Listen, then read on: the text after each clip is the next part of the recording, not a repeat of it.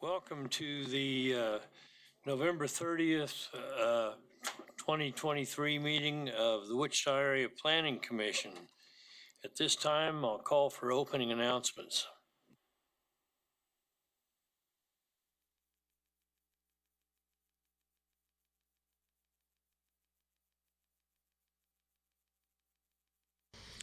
Before we begin the agenda, the Wichita-Sedgwick County Metropolitan Area Planning Commission and the Wichita-Sedgwick County Board of Zoning Appeals would like to take this opportunity to welcome everyone to this public hearing. For those in attendance, copies of the agenda for today's meeting, the public hearing procedure, and Planning Department staff reports on all agenda items are available in the lobby. The Planning Commission's and the BZA's bylaws limit the applicant on a zoning, subdivision, or variance application and his or her representatives to a total of 10 minutes of speaking time at the start of the hearing on that item, plus up to 2 minutes at the conclusion of that hearing. All other persons wishing to speak on agenda items are limited to 3 minutes per person. However, if they feel that it is needed and justified, the chairman may extend these times by up to 2 minutes. All speakers are requested to state his or her name and address for the record when beginning to speak. When you are finished speaking, please share your name, address, and the case number on the sheet provided in the room. This will enable staff to notify you if there are any additional proceedings concerning that item. All speakers at the podium, please remove your face mask before speaking into the microphone. Please note that all written and visual materials you present to the Commission and the Board will be retained by the Secretary as part of the official record. If you are not speaking, but you wish to be notified about future proceedings on a particular case, please provide your contact information to the Planning Department. The Planning Commission and the Board are interested in hearing the views of all persons who wish to express themselves on all the agenda items. However, we ask that all speakers please be as courteous and concise as possible and avoid long repetitions of facts or opinions which have already been stated. For your information, the Wichita City Council has adopted a policy for all city zoning items. A copy of this policy is available from the planning staff. The City Council relies on a written record of the Planning Commission hearings and does not conduct its own additional public hearings on these items. The decision of the BZA is final. Any appeal of a decision of the BZA is to the District Court. Now, could we have a roll call, please? Yes, sir. Dool. Here. Foster. Here. McKay. Here. Green.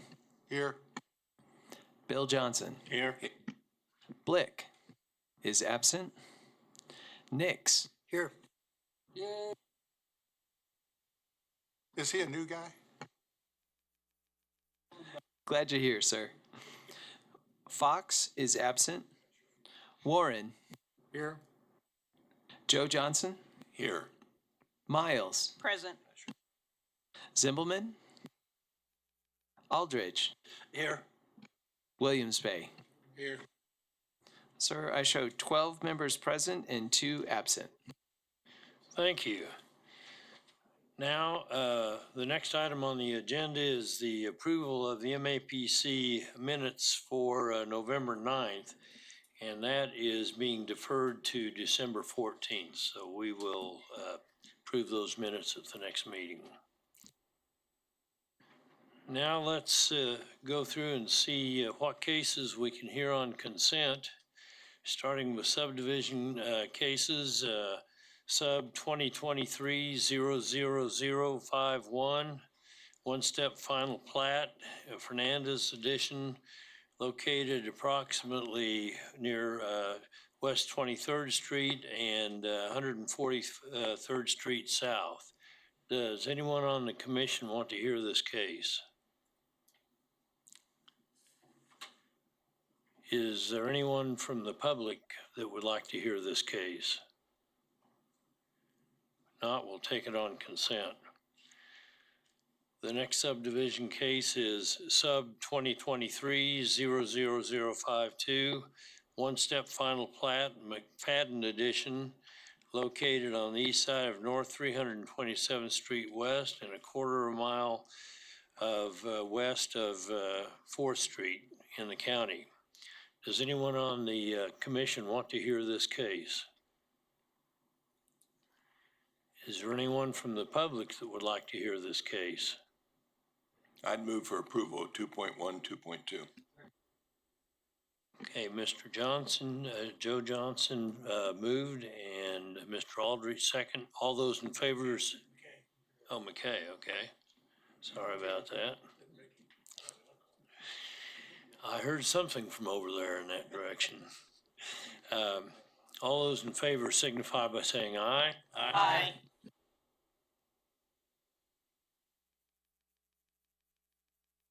Now we'll move to vacation items. 3.1 is vacation 2023-00043, vacation request in the city for a portion of platted right-of-way south of Mosley Street, 1/4 of a mile north of 54 and 800 feet south of East Douglas.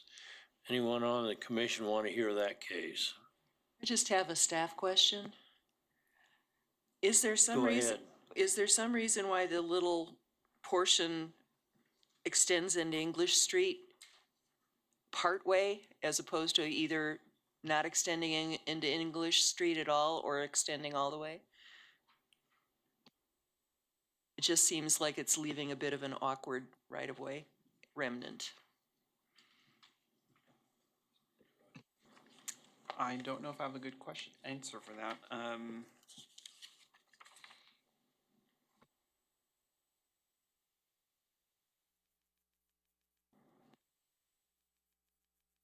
We can call the agent or applicant up I- later to explain that. I don't know that it's critical one way or the other. I was just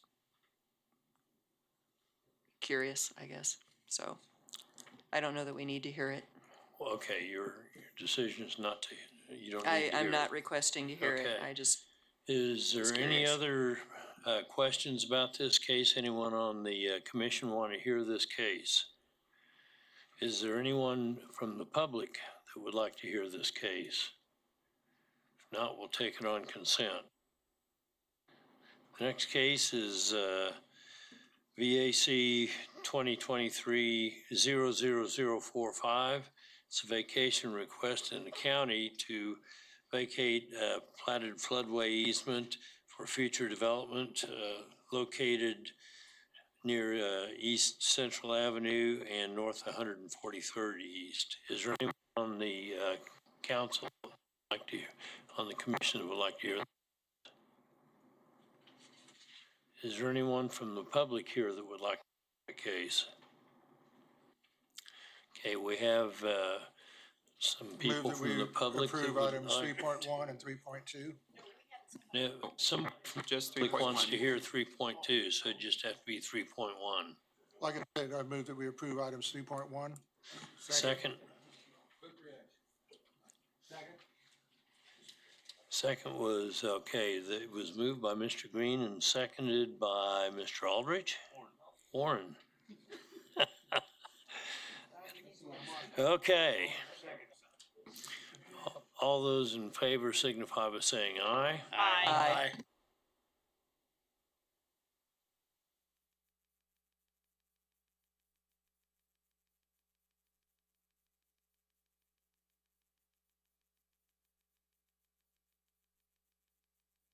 Now we'll move on to public hearings. First case 4.1 is Con 2023-00053. This is a case that was deferred from 11/9. It's a conditional use request in the county to allow 140-foot wireless communication tower. Is there anyone on the council, on the commission that would like to hear this case? Is there anyone from the public that would like to hear this case? We see one? Yep. Okay, we'll hear that case.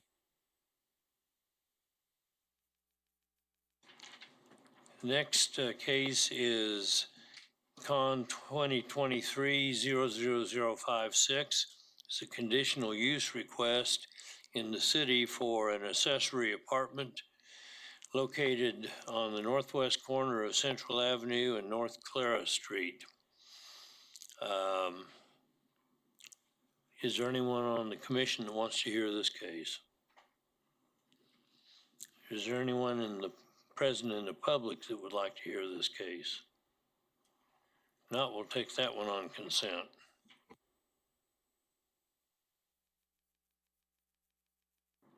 The next case is 2023-00036.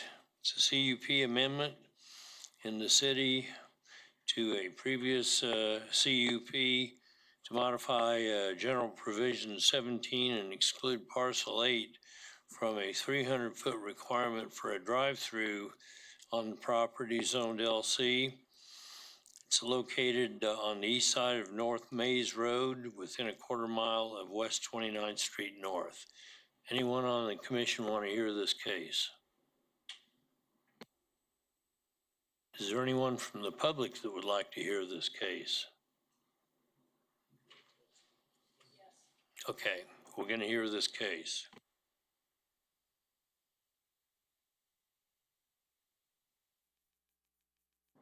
Next case is 4.5. It's PUD 2023-00013. It's a zone, pardon? Oh, I missed one?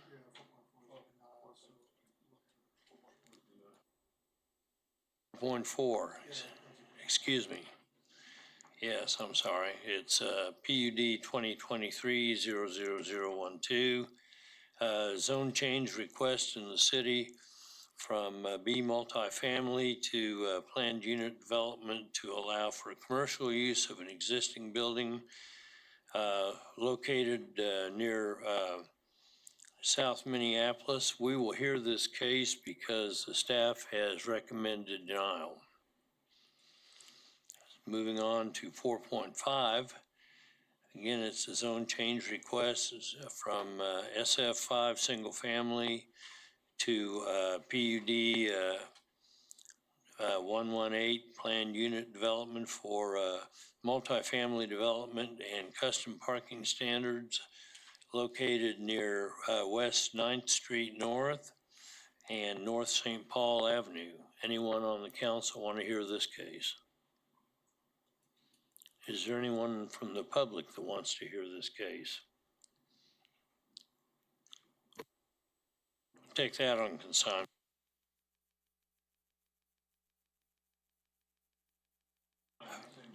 Same thing, right? Next case, 4.6, is ZON 2023-00060.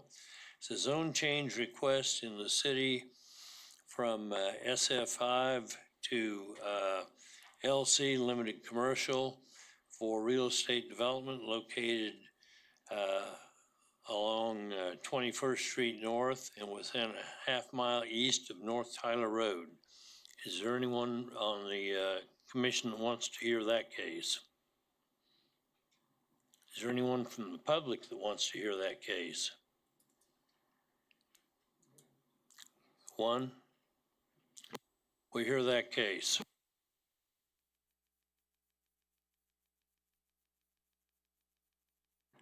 Next one is 4.7. It's ZON 2023-00061. Zone change request in the city from SF5, single family, and LLC Limited Commercial District to LI Limited Industrial District for industrial development located near 45th Street North and Hillside Avenue. Is there anyone on the commission that wants to hear this case? Is there anyone from the public that would like to hear this case? We'll take that on consent.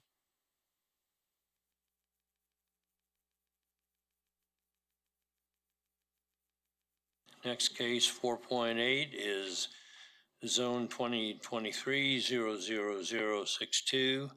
Zone change request in the city from GC General Commercial to CBD Central Business District to redevelop the site consistent with the surrounding properties. It's located on the northeast corner of South Walnut Street and West Texas.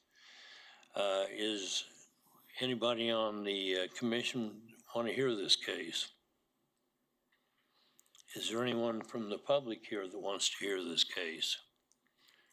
If not, we'll take 4.8 on consent.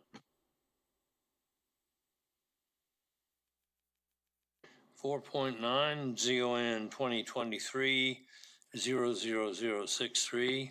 It's a zone change in the city from general office district to limited commercial district to allow a restaurant generally located on the west side of South Webb Road and south of Harry Street.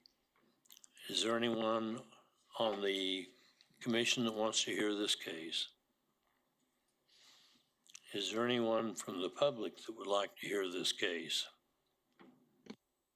If not, we'll take that case on consent.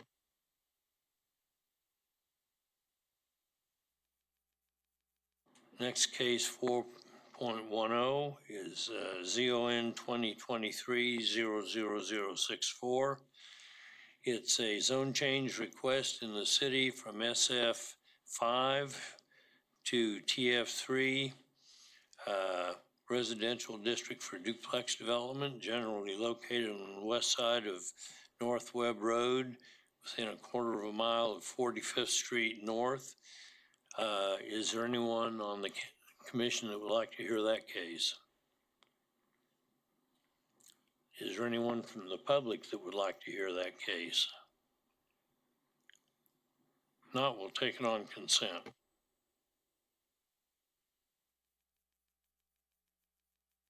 Those are all the zoning cases. Do I hear a motion? I would move that we approve 4.2, 4.5, 4.7, 4.8, 4.9, and 4.10 per staff report. Second.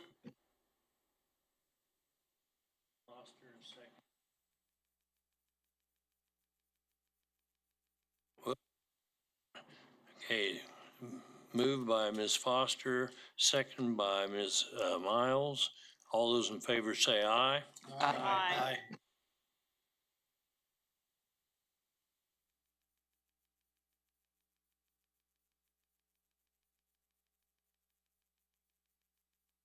We will go back to public hearing on vacation items 3.2.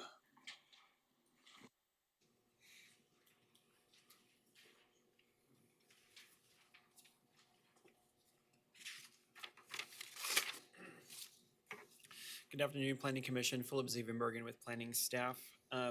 Vacation item 2023-45 is request in the county to vacate a floodway reserve on a property located at 14533 East Sharon Lane. It's on the northeast corner of East Central and North 143rd Street East. The school that is on the property is currently under construction. It received building permits and was permitted to be constructed. It was after the issuance of the building permit, that it was found that there was an encroachment allowed into the platted easement. And it was that time when it was discovered that this process got into place. If you want to go to the aerial, there's a couple different things going on. The encroachment is in the floodway easement. There is minimal encroachment into the actual floodplain. Part of the way that this process is going to rectify is one of the conditions of approval of this case before it would go to the Board of County Commissioners for final action is that a new floodway easement will be dedicated to go over top of the floodway that is here after a review is done by FEMA to determine where the floodplain is based on permitted fill that they're allowed to do. So the applicant has been doing the right process in terms of where fill would be allowed within the floodplain in order to construct the building. And because of that, they're doing a LOMAR with which is a letter of map revision with FEMA.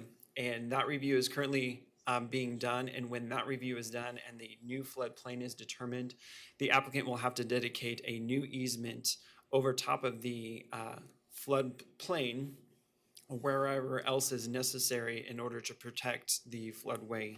That process ensures that there likely is not going to be any detrimental effects upstream or downstream related to changes in the floodplain. Because it is going through the review of FEMA. The applicant has worked closely with MAPCD as well as Sedgwick County Public Works in all of this, and they were the ones who initiated or instructed the applicants to go through this process, including getting FEMA involved with the LOMAR letter of map revision.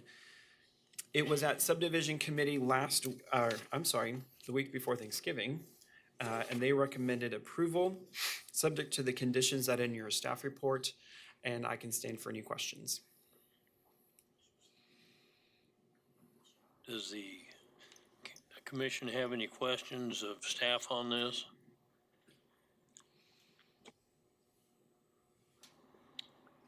Okay, we'll call on the agent or applicant now.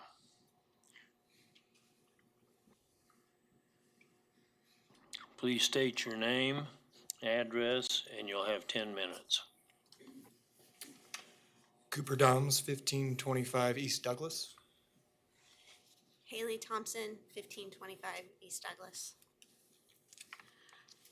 So we have worked with MABCD along the lifetime of this project. When it was realized that the building was encroaching onto the floodway easement, we immediately started working with MABCD on a solution for this. I do want to point out a couple of things. We did do our state permit, so there was nothing malicious or wrong with the state permits. Were all obtained for this project. So as we went through the state permits were filed for and received. They were approved. So no work was done without former state approval. Another thing I just wanted to add on to is that this line does not actually follow the floodplain. This is an easement that was placed on this property long before any development. And the actual flood elevations vary from what we're seeing on the easement. So through this process, the easement will more follow the actual flood elevations.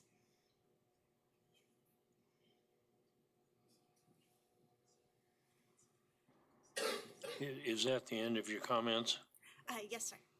Okay, are there any questions from the commission? Yes, Mr. Aldridge.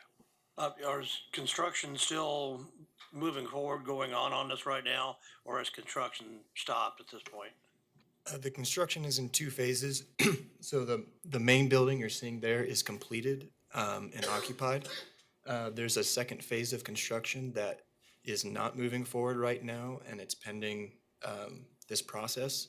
And that is for small site developments that are not occupiable spaces there, outdoor elements, like a small dock on the pond there. Okay, but as far as the main building, that has stopped, or is that still? That is stopped and it's completed. This was recognized after the completion of the building. Okay, thank you. Are there any other? Yes, Mr. McKay. Did you folks before or after do a hydrology report on the drainage area of this pond effects? What we did as part of our state permit, we actually did a fill permit. So it was all compensatory storage. So there was a few hundred feet of fill, and then there was a few hundred feet of subsequent cut. So the overall storage area was not impacted with this project. But you did not do a hydrology report of the drainage area that that affects this piece of ground. In other words, the drainage from the north or east or west or south or whatever. There was a hydrology report of the site itself done with the available information from the oncoming or the off-site water moving through the site. The pond itself, Mr. Joe Johnson? My question is there anything about this request that will affect the downstream flow, specifically the southwest corner property across the intersection? no, in the floodplain, that's why we were working through the state to make sure we had fulfilled all the requirements of their floodplain fill permit to make sure we weren't negatively impacting any downstream or upstream neighbors. Mr. Green? You keep on mentioning the state. Did you not get any local building permits, like from the city or from the county when you built this? Yes, so it was a related process. Our first conversations were with the Sedgwick County Floodplain Coordinator. And after speaking with them, that's when we went through the state process. When we went through the state process, it was approved. Those documents were passed back to the county before we received any approval. So it was a connected, streamlined process with both the county and the state. And that is for this current project or for the existing building? I guess I'm trying to get to where that existing building was obviously built in the floodplain, and you're indicating that the state said it was okay? Yes, because we worked through their floodplain fill.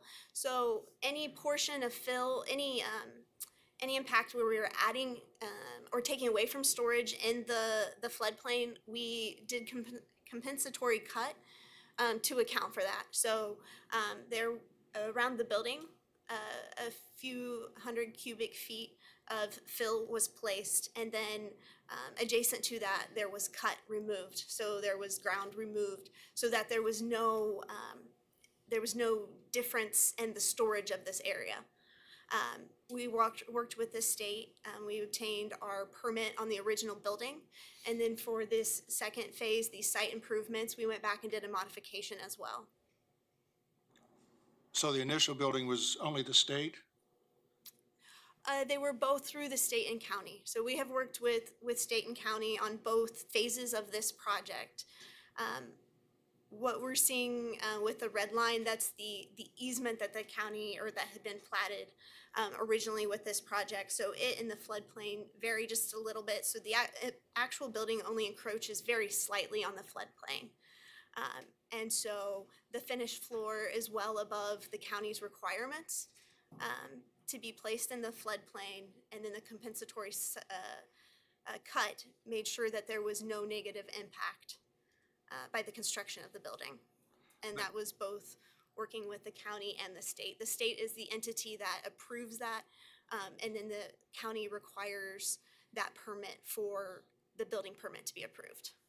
So the feds were just now brought in, the requirement to get a LOMAR just now is the case, because it's a federally, it's a federal program. The Federal Emergency Management Agency is the one that oversees all of these types of situations, and they're the ones that can approve and deny.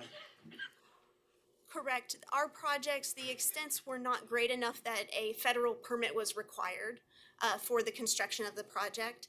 It is being asked now as a part of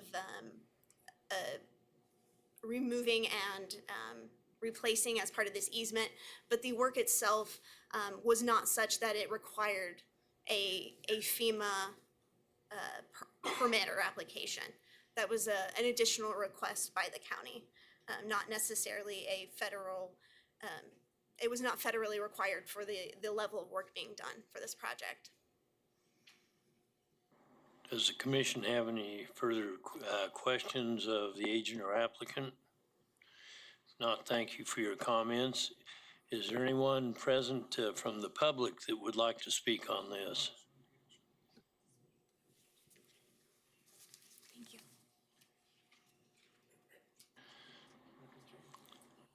Please state your name and address, and you'll have 3 minutes Good afternoon. My name is Van Buchanan. I live at 18 East Stonebridge Circle. Previous to that, we lived for 30-plus years at 14504 Timberlake Road, down by Harry and 143rd Street. I can see there's some gray hair in here. I hope some people can remember what happened on July the 3rd, 1983, when 4 Mile Creek flooded. I can attest to the fact that all the homes on the east end of Timberlake Road flooded. In addition, you had a number of homes that flooded out on, I'm sorry, I can't think of the name of the road, just off of Andover Road, Citation Drive. Every time we take ground away, there's no place for the water to go in. This is the first time I've heard that this is already on the floodplain. We weren't notified of that previously. I think our entire neighborhood where we live, which is directly to the east, or excuse me, to the west, is against this because of changes in the floodplain. Thank you. Is there anyone else from the public that would like to speak on this? If not, we'll bring the agent or applicant back. You have 2 minutes rebuttal.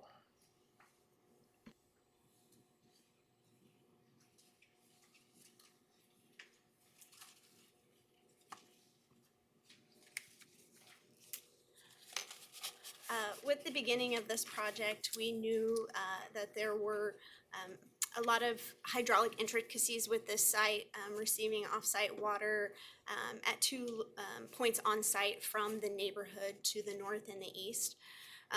And we placed the building and the accompanying site in a way to minimize disturbance to the flows of off-site drainage, and also minimize the building location within the floodplain.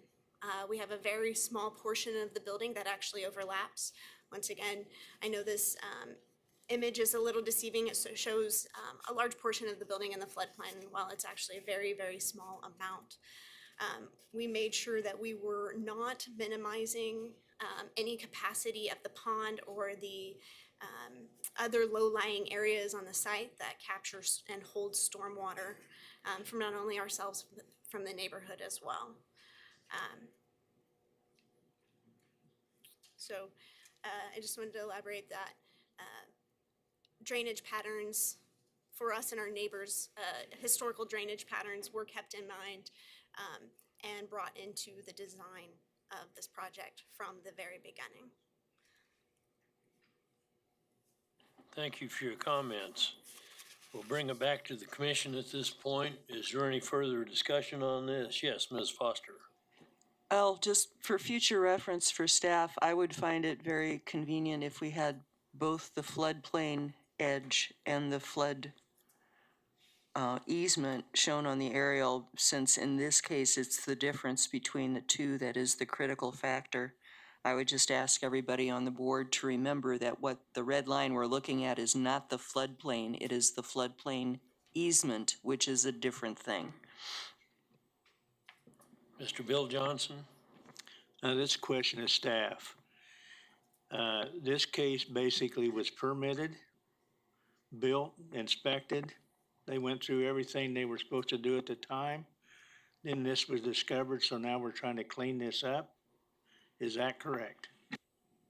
That is correct. Thank you. I move for approval based on Second. staff comments. Second. Okay, we have approval from Mr. Joe Johnson, second from Mr. Nix. All those in favor signify by saying aye. Aye.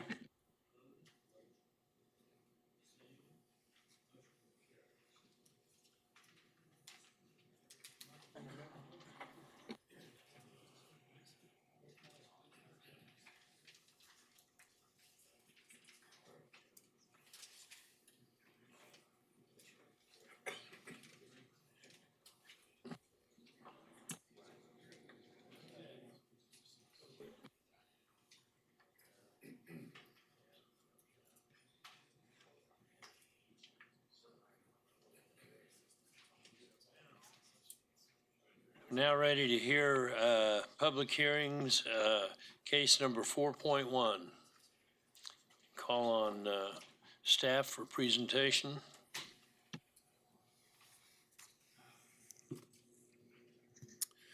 Good afternoon. We're here to talk about Con 2023-00053. The applicant is requesting a conditional use for a 140-foot tall wireless communications facility. The location is 6.38 acres in size and is located on the south side of West 31st Street South at specifically 11101 West 31st Street South.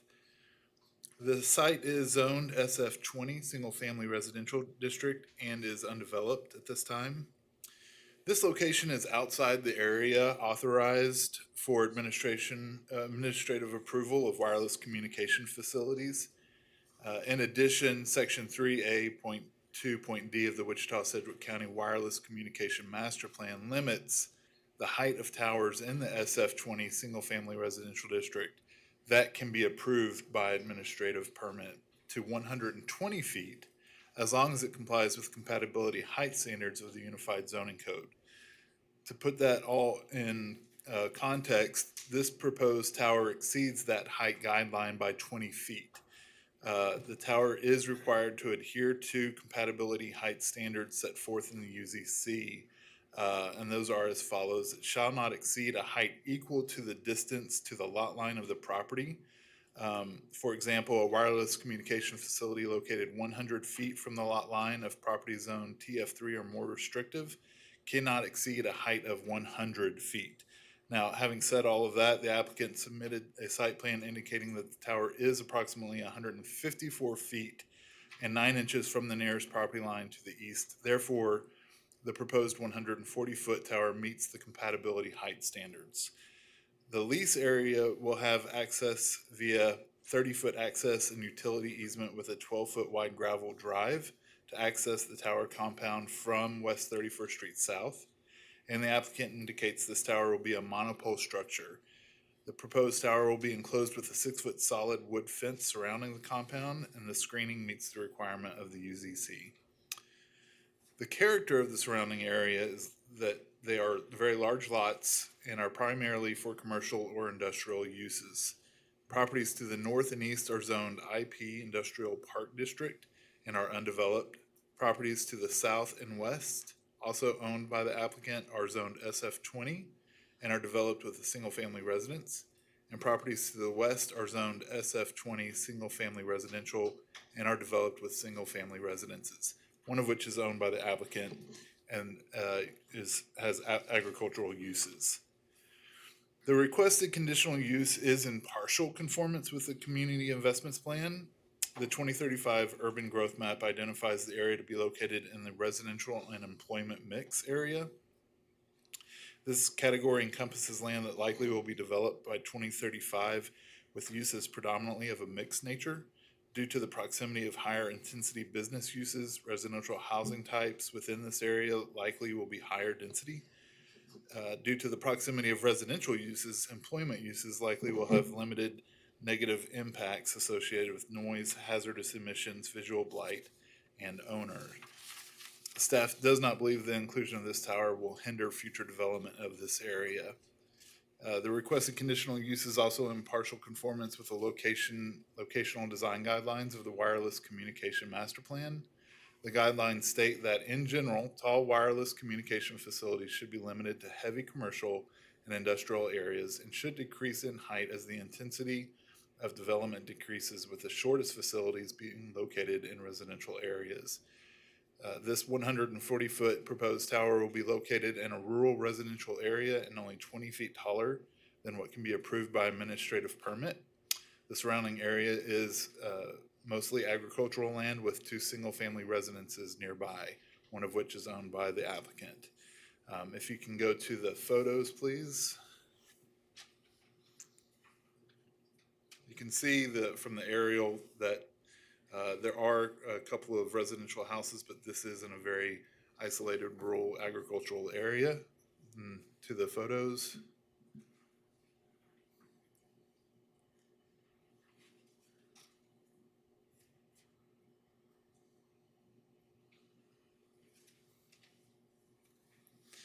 This is on, what is the street, West 31st Street, looking south towards where the development will take place. Next photo. This is on the same street looking north. Next photo. This is on the same street looking east away from the site. And then the last photo is looking west away from the site. That's all I have. I'll stand for any questions. Yes, Mr. Aldridge. Could you tell me what the distance is approximately from where the proposed site plan is to any residential that's not owned by the applicant? I wouldn't be able to tell you that information offhand. But it appears to be a considerable amount. It's more than 140 feet, which if you see where the site plan or the aerial, this is where it's located, and the distance from there to the eastern property is 156 feet. So it's considerable distance to the west. Okay, thank you. Are there any other questions of staff? If not, we'll call on the agent or applicant to come forward.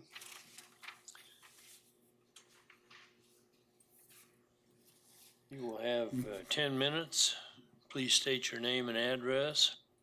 Thank you, staff members. Victor McAllister, 16020 Sterling Canyon. And again, I appreciate your time today. I know that we've heard similar situations before. To answer Councilman's question, I don't have it specifically, but it's over 400 foot, 450 approximately, distance from the proposed tower to the residence house. As mentioned, like I said, I'm here to answer questions. I did the best we could to do a few things here. One is as you can see from staff photos, we wanted to conceal the tower into the existing indigenous, trees and things like that the best we could. The other reason that we picked this location, as staff mentioned, the area is basically in development. So there was the ownerships weren't really at a point to where they could talk to us. We had to look for a location that was readily available for development per se. We did look further to the east. Unfortunately, we couldn't get the height requirements we needed from the FAA, so that's why we had to shift it off of Mays Road back to the west. Obviously, the intent here is to provide connectivity as well as future coverage for the growing populace. There is, it's sort of in the middle of two existing towers, one further north off of Mays and one down south off of 42. And then, we, like I said, we will do what we can to help further and answer any questions. Do we have any questions from the commission? Yes, Mr. McKay. Sir, I noticed on this aerial photo here, the one you got up there, that the location is the red square, the tower? Yes, sir. Yes, sir. And the gentleman has a single-family house to the, I guess it's the west, isn't it? There's two houses there. We have the ownership, actually, their house is right here. They own this property, who is But they own both properties, do they not? Excuse me? Do they own the property? that They both own houses this are on? property, and then there's another parcel with, I believe that their house is on itself. And then there's this property right here, which is. I understand, but doesn't the applicant own both of those properties that's got residential on them? Right here. Yes, sir. Okay, but I'm just looking at the aerial photo. And the location is a long ways away from those, and I understand that, but future development is going to come from the other three directions. Would it hurt any if you slide that tower a little bit more in the middle of the property, of the land that's available? Well, sir, I believe that this property over here, and I'm pointing here, and staff can correct me if I'm wrong, and I want to double check, that this is being developed right now for more of a commercial use. I think that's why we opted to shift it that way versus in the middle of the property, actually keep it away from the other residents best we could. If that makes sense. The property to the east is zoned industrial park. Council, do you have a question or comment on that? Yes, thank you, Chairman. Justin Wagner from the County Counselor's Office. I did want to make a comment, and this would be with regard to any comments you receive or any material that's in your agenda packet. I know this statute's referenced in your background materials. KSA 66-2019 does have 18 limitations on planning commissions when they consider these cell tower applications. In particular, one of those would be F13. I'll just give you the abbreviated version, which is that you're not to evaluate an application based on the availability of other potential locations for placements of the wireless support structure. I'll mention two other subsections that I think in some of the agenda materials may have been addressed, just as a reminder for you. I know you've heard a handful of these cell tower cases. F4 says that you're not supposed to dictate the type of transmission equipment or technology to be used by the applicant. And then item F14 talks about you're not supposed to reject an application in whole or part based on perceived or alleged environmental effects of radio frequency emissions or exposure. The full 18 limitations in that statute are contained in the backup materials. I'd be happy to stand for any questions you might have on that. We have any other questions or for the speaker or for councilor on this? If not, thank you. Is there anyone from the public that would like to speak on this? Please state your name and address, and you will have 3 minutes. Name is Ed Edison. I live in a house that's to the west. My address is 11201 West 31st Street South. And the reason why we're complaining about this is because these are the only two housing parts on this whole section of land. And that tower is 500 feet from my house. And I thought it was really interesting that they put it there instead of putting it at the back of the people's property, because we're the ones that's gonna lose in this whole process, and the people that are putting the tower up, they're gonna benefit from being paid on it when it could actually go to the south side. There's also a case in there where there's a flood, there's all that land, that water comes in and it runs through our property, and then it runs along and it goes right by where that tower is supposed to be sitting. There's a lot of water that goes through there, and it keeps going east and it goes all the way over to Maze Road, and then it goes on through. Well, we're afraid that if that thing is put there, that's gonna be messed up, and then it's gonna flood our land. When we got that property 12 years ago, we worked the land and everything and made it to where it could drain so it wouldn't flood, because when we first got it, it was a swamp. And we've worked over 12 years and made this land pretty impressive now, and we made it to where we increased our value of the property, but doubled it just by working over it and making it more valuable to be used. The other thing is, I did contact the people around that own the land around this area. They didn't know that this tower was going up, because I actually talked to them and they said that nobody's contacted us. So I don't think that we were all contacted. I wasn't contacted. The only way I was contacted is I seen the sign sitting by the road, and then I called the MAPC and I said, well, what's this for? And that's the only way I found out that it was even going up. And I've been working on it ever since to try to get it to where we could actually get it. I know it's got to be a tower there, but could we get it moved to the south end and not by my house? Because it's 500 feet. It's not that far away. I mean, it's a little bit over a football field. And if it was on the back of the property or back toward the south side, it would be out of everybody's way. It would be not close to the road, and plus it would not be close to our house. I know we can't say that we're gonna make our property value go down, but we did already contact a real estate agent to see what it would do to our property, and it would drive it down. So and mainly that's more or less what all we're complaining about. We know it has to be there, has to be a tower there, but could it be to the south, is the only thing we ask. Thank you. Thank you, sir. Is there anyone else from the public that would like to speak on this case? If not, we will call the agent or applicant back. You'll have 2 minutes rebuttal. Thank you again, Steph. To answer the question is, yes, we did reach out to some of the surrounding property owners and we were given a no. No, they weren't interested, so we had to move on. Ultimately, that's our case. As we started, we asked, we moved on. Ultimately, we ended up here. The main question right there is, yes, we did address that little floodway area in our design. Matter of fact, we had to move it further to the north because originally we had it a little bit, actually the part of the compound, it was within that floodplain. We actually shifted it north based off of what our surveyor found.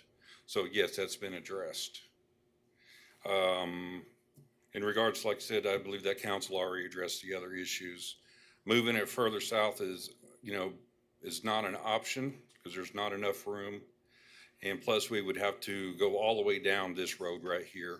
This is a much easier route. Power has already been designed to here. We've already worked with the city or presented this to city engineer to make sure that there's the road accessibility issue. So we've tried to make sure that we're in the best spot possible. Thank you, sir. Yes, Counselor. Again, Justin Wagner from the County Counselor's Office. And I believe planning staff may be getting some material to this. I did want to point out something to the Planning Commission's attention. Reminder that under Section 5B in the zoning code, if there's been a question that's been brought up in terms of during this public hearing regarding the adequacy of notice that's been provided, the Planning Commission is tasked with making a formal finding as to whether there was substantial compliance with the notice requirements. So I believe Mr. Zevenbergen is getting some of that information now. So I would suggest the Planning Commission receive comments from that and then make a formal finding on the sufficiency of that notice. And I'd stand for any questions if you have them. Philip, are you ready to comment on that? Oh, okay. Mr. Aldridge. Can you advise us again what the notification requirements are? And I can do that, and I didn't know if planning staff preferred to, you want me to do that, I'd be happy to do so, Scott. Well, in terms of notification, there's mailed notices that go out. Since this is an unincorporated county, it goes out 1,000 feet. Where it hits the city limits, it goes 200 feet. There's also a sign. Now that is per state statute and per the zoning code. In addition, there's a sign that's posted on the property per MAPC policy. There's also a public notice that is published in the newspaper advertising the agenda and public hearings for the MAPC meetings that's published in the newspapers. For county cases, there's an official county paper. For city cases, there's an official city paper that's posted in. And then we also notify via email if there's any neighborhood associations that are within the notice area. So I've got the ownership list in front of me. I verified it is 1,000-foot radius around the compound area. It's not around the entire parent parcel. They base it off of the compound area, which means that is the only place on the property it can be located because that's where it was notified from. And I do see that Mr. Edison's property is within this, so we made them a label and a letter was sent out. And once in the surrounding, there's probably about 9 or 10 addresses on this list that are within 1,000-foot radius of the compound. And they all receive notifications, or at least mail out? We make a label for every address that is on this list, and we send them a letter. Mr. Wagner? And thank you, Chairman. And I would also supplement with what Mr. Wadle said by noting, first off, that this notice is sent to the address of record of the property owners. So it'd be the same address typically where they would receive tax notice that's on file with the county clerk's office. Typically, the applicant compiles that list with an abstract or a title company to send those notices out. And in addition to that, I think what Mr. Zevenbergen was saying, if I understand correctly from what he was saying on the notice areas, it's from the orange rectangular or square areas. It'd be 1,000 feet out from that. So it's not, and it's based on the application area, and the application area is not the entire parcel in this case, but just that red area. And I'd be happy to stand for any other questions too. Mr. Warren? I think we'd be hard pressed to find a place in the county that would, I mean, any place in the county we pick is gonna have somebody that's not gonna like a tower. This is probably as good as one I've seen in a long time in terms of, surrounding neighborhoods that would be opposed to that. I make a motion that we approve per staff comment and that we declare that the, notification met requirements. Just a second, before we do that, was there anyone else from the public that wanted to speak on this? I think we already. Okay, we're good. Back to the Second. council, we have a motion. Yes.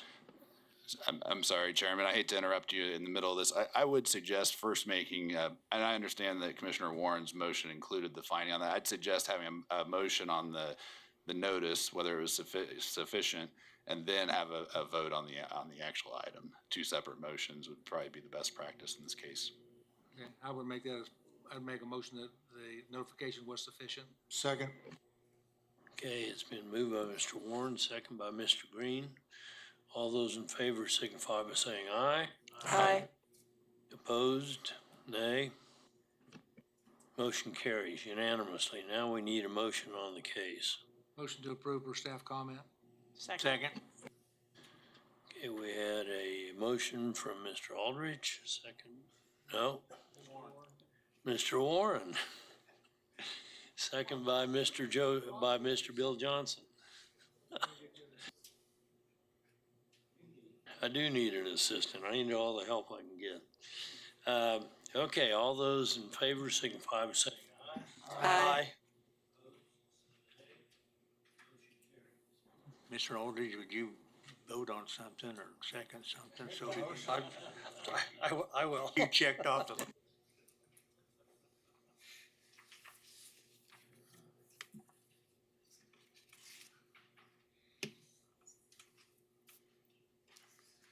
Okay, so the next case is 4.2? 4.3, excuse me. Good afternoon again, Philip Zevenbergen with planning staff. Item 4.3 is a CUP amendment to DP 327, located on the east side of North Mays Road and within a quarter mile north of West 29th Street North.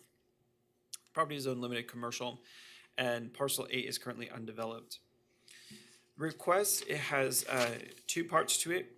Number one is to allow parcel 8 to be excluded from a 300-foot restriction that would have prohibited a drive-through restaurant on that parcel. In addition, to allow parcel 8 to modify the architectural controls that control a building that is larger than 100 feet long to match what was approved on parcel 5, which is this parcel down here, just earlier this year. And that would be allowing architectural block, brick, stone, and or ephes for the predominant building material, and they would have to have at least 2 of those for 2 or more of those for a building over 100 feet wide. So those are the 2 asks. General provision 17 prohibits several things within a 300-foot radius of residential uses to the north and east of the CUP. The request is only to have the exclusion for a drive-through restaurant. It does not include the other prohibitions, which include like a car wash or other things of that nature. And so staff recommended language is that parcel 8 be allowed to have a drive-through restaurant only, and so that the other prohibitions for the parcels still remain. Property to the north of parcel 8 is zoned single-family residential district. It's Reserve A in the subject plat. It is actually owned by one of the property owners in and maintained by one of the properties. I believe it's Sam's Club, is owned and maintained by that. Farther north than that is zoned single-family residential. It's in the Fox Ridge HOA development. The Reserve A has a very large berm, and you'll see it in the pictures constructed on it, and that was part of the original requirements of the CUP when it was first established. The nearest home is approximately 170 feet away from the parcel line to the home on the other side of the berm. There are also single-family homes to the west across Mays Road. The prohibition of a drive-through restaurant did not take these into account. It was only related to the residential properties north of the CUP. Staff's opinion is that a drive-through restaurant regarding noise and light trespass from headlights is fairly mitigated by the height and the size of the berm to the north.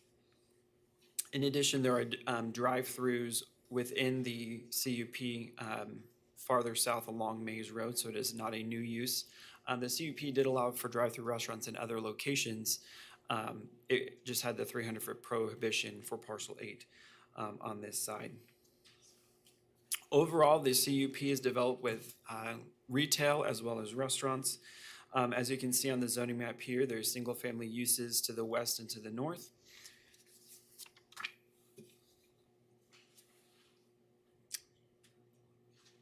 If you want to go to the comprehensive plan, the request is in conformance with the comprehensive plan, which identifies the site appropriate for residential and employment mix. And the CUP has been established commercially for quite some time, living in close proximity to the residential uses. And again, the presence of the berm that you'll see in the photos was a requirement of the CUP at the point that it was established when Sam's Club wanted to come in. Staff has heard public comment on this, and I believe there are individuals here who would like to provide comment.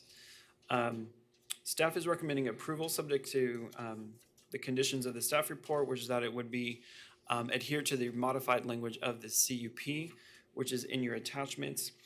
That being said, I believe it was yesterday, my understanding is that the HOA has been working with the developer on this essentially to try to meet in the middle in a sense. At your table, you have a handout that says CUP additional conditions. I was provided this by the agent for the developer, Caw Valley Engineering, who's representing them. My understanding from this, and I'll let them elaborate on this, is not part of staff recommendation, but I wanted to draw your attention to it as the case is being deliberated today, as these could be additional things for you guys to consider. Is that these 6 items have been under discussion by the HOA and the developer who wants to put the drive-through restaurant in there. And Paul, if you want to go to the site plan, please. It is my understanding that they're fairly amenable to the items on this list. I apologize, we don't have the site plan in the presentation. If you go to page 7 of your staff report, you can see a proposed layout of where the restaurant is going to be. Oh, there it is. Proposed restaurant is going to be located as well as where the drive-through lane. And that is actually going to inform some of these conditions as I go through them. The first one would be that they would not allow an outdoor or external drive-through speakers. It's my understanding that the proposed restaurant going in there typically uses folks using iPads like you would see at like Chick-fil-A or Dutch Brothers or something like that. So it doesn't necessarily need an outdoor speaker. There's some information providing some additional landscaping on the north side of the property. That there'd be no neon signs on the north or east sides of the building. A no idling zone, allowing, and so that delivery trucks or things are not allowed to idle while they're unloading, as well as delivery hours being set between 7 a.m. and 10 p.m. Outdoor seating to be on the west side of the building, as you can see that's on their site plan, as well as the parking being on the south side of the building, which again is what goes along with their proposed site plan as well. So a lot of them are informed by the way the site is laid out. Again, I'll let the agent for the applicant elaborate on this, but these are just additional things for you all to consider. I'm going to reiterate, it's not part of staff recommendation based on when we received the information. We were not able to necessarily evaluate it and incorporate it into the staff report. With that, let's go through the site photos. This is on the IHOP parcel, which is the parcel to the south. looking north. This is the pad that the proposed restaurant is going to be going into. This is the berm that I spoke of that separates the parcel from the houses to the north. Next picture. This is looking to the northeast. This is Maze Road. These are some residential properties across the street. Next picture. This is looking from the front of the property, looking to the northeast. This is the berm, as you can see. There's a place of worship to the east of the subject parcel. Next picture. This is looking southeast. This is essentially the remainder of the CUP. There's an IHOP restaurant here. This is Popeyes going in. There's a Dunkin' Donuts south of that. Sam's Club is behind IHOP here. You can see the corner of the building. Next picture. This is looking farther south. I'm basically in IHOP's parking lot. These are the two drive-throughs that currently exist. Popeyes is not quite open for business yet, but Dunkin' is operating, and it is understood that with these windows here that Popeyes would have a drive-through as well. Next picture. And I can stand for questions. Any questions of staff from the commission? Mr. Warren? Philip, I know that you guys haven't had a chance to evaluate the 6 conditions that are part of the list that may have been agreed to between the applicant and the neighbors. Did you see anything in there just off the top of your head that would be a concern for us? The one that's just questionable is the hours of operation for deliveries. That's just very hard to enforce. Not to mention that would be just for this parcel. Knowing the proximity of where this proposed restaurant is in IHOP, if IHOP had a delivery, it would be hard to know which, just by sound, if you're going by sound of unloading trucks early in the morning, unless somebody's going out there and providing photo evidence proof, that item number 4 is really just a difficult one to enforce. Yes, Mr. Williams Bay. Yes, Philip, approximately how far is it from the building to the berm, the proposed site building? From the building to the berm, their proposed building to the berm. For reference, this property line here to this house is about 170 feet. So from their proposed building to the berm, maybe about 60. I don't know off the top of my head. Any other questions of staff? If not, thank you. We'll call on the agent or applicant now. You'll have 10 minutes. Please state your name and address.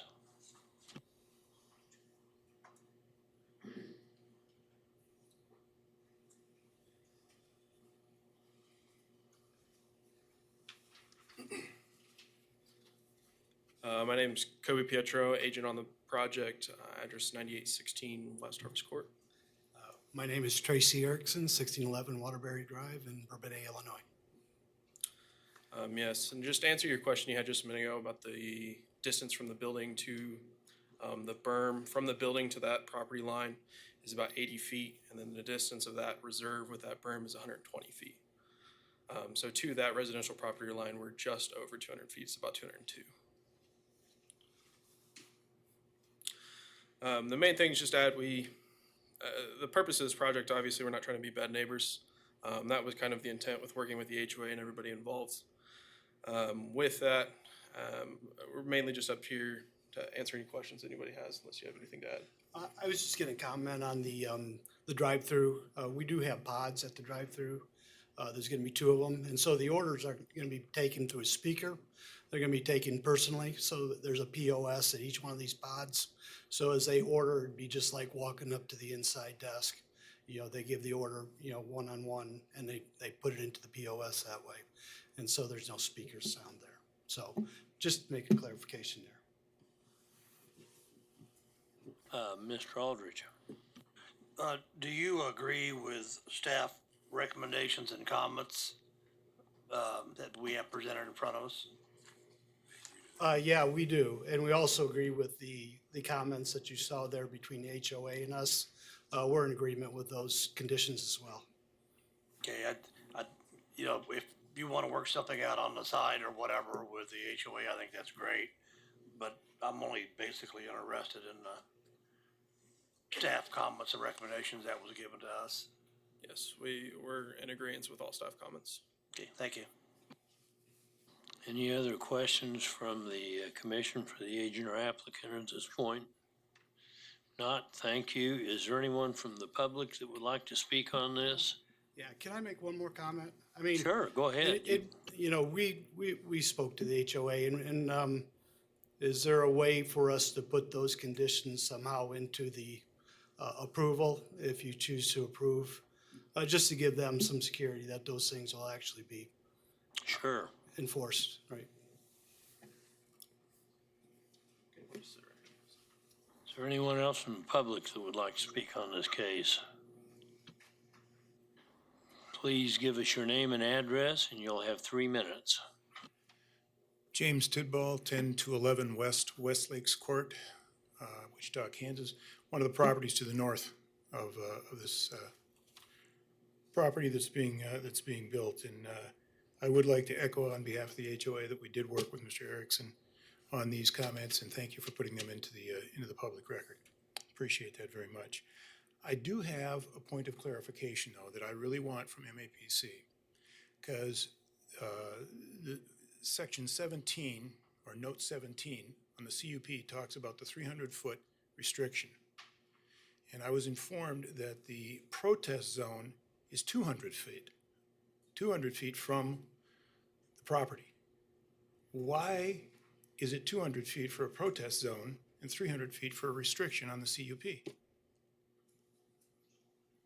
Yes, Scott, would you like to respond? Sure. Reply to that? Sure. The protest area is actually established by state statute and was established many years ago. It applies to a variety of different cases. And so it's 200 feet in the city.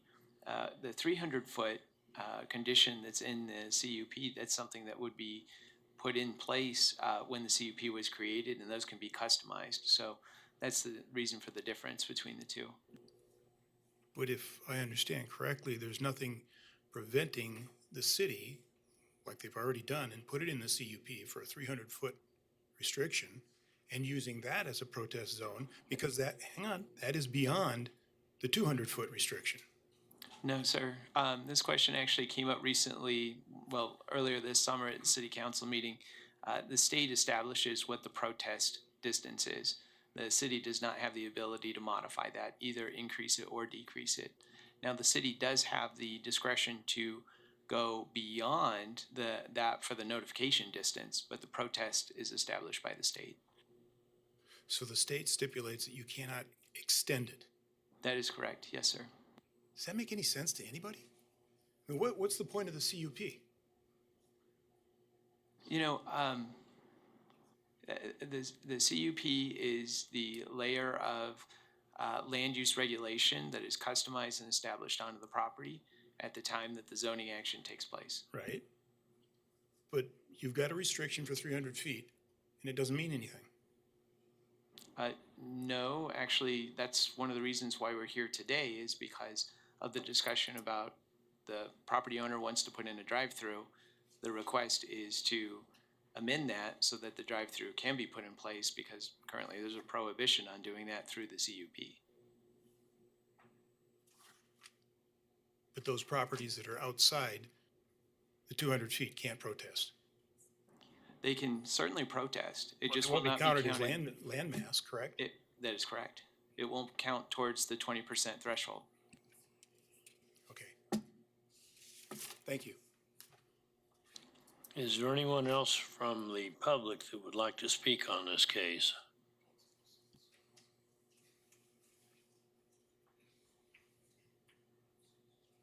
Please give us your name and address, and you'll have 3 minutes. My name is Steve Martz, M-A-R-T-Z, and I live at 9922 West Lakes Court, which is outside the protest zone. But I'm here in support of my neighbors that are in the protest zone. And I'd like to raise an issue that I think, first of all, I want to applaud the HOA for working with the existing applicant for their application. I think those are great things. But I think there's one item that hasn't been mentioned that I would like to raise, that I hope maybe this committee might consider, if not in this action, but future actions, and that is smell. I don't see anything that's going to prevent the smell of restaurants drifting over into the Fox Ridge area. Particularly, we've got south winds. South winds are prevalent in that area. And if anyone questions whether that's really an issue, I urge you to drive along Ridge Road just north of 21st and go past the Emperor's Japanese restaurant. You can smell that 2 miles away. And I would definitely not want to live in a house where I smell restaurant. Now, I'm not saying these new applicants are going to have any smell issue, but I'm saying when you open up this cup to allow any restaurants, when Culver's or whoever is going to go in there goes out of business or changes like the usual restaurants do, who knows what's going to go in there? We're opening up that to the future possible smell. So if you don't act, if this thing gets approved, fine, but I would urge you maybe to start putting that in some of your regulations about regulating smell, because I think that's a real concern. Thank you. Is there anyone else that would like to speak on this?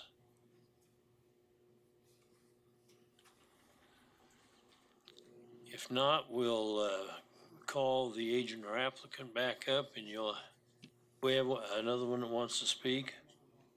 Excuse me. Is there anybody here from the homeowners association? Could you confirm that the 8 or the 6 items that are on the list we got here were in fact agreed to by the homeowners association? Yes. Okay, agent or applicant, you'll have 2 minutes rebuttal on this. Yeah, so I mean, part of the thing with the smell, obviously we have a significant distance between, this property and the abutting residential. From the building to that house is approximately 250 feet when you consider the backyards and all the space. On top of that, there's evergreens. We've included some extra evergreens that we're going to plant with that, along with the 10-foot berm. So the likelihood of smells is a lot smaller than certain scenarios. To go along with that, obviously I can't predict the future and what else is going to come with it. Culver's is pretty strict about their cleanliness. They have frequent cleanings from corporate that comes down, so that way they do have to maintain, an appearance and a cleanliness to the site. Other than that, I have nothing further. Thank you, sir. We'll bring it back to the commission at this point. Bob? Yes, Mr. Chair, I'd like to make a motion that we approve the request based on staff recommendations and comments. Also to include the additional 6 items that we received from the applicant regarding the conversation they had with the homeowners association. Second. Okay, Mr. McKay? I have a question. Staff was talking about number 4 on the list. It came down about the hours of operation.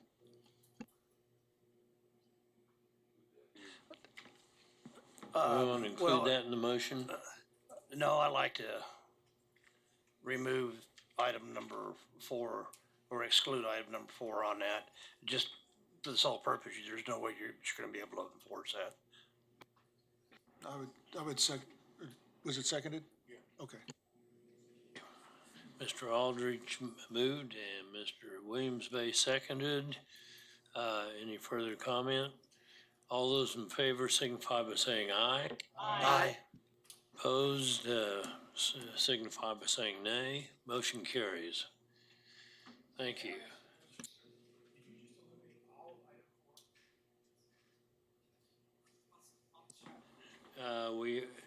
We eliminated all of our item 4 in that motion. Is that right, Mr. Aldrich? Yes.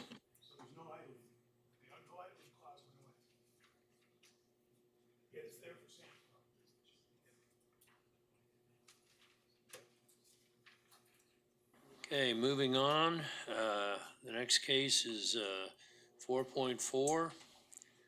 We're going to hear this case. Staff recommended denial.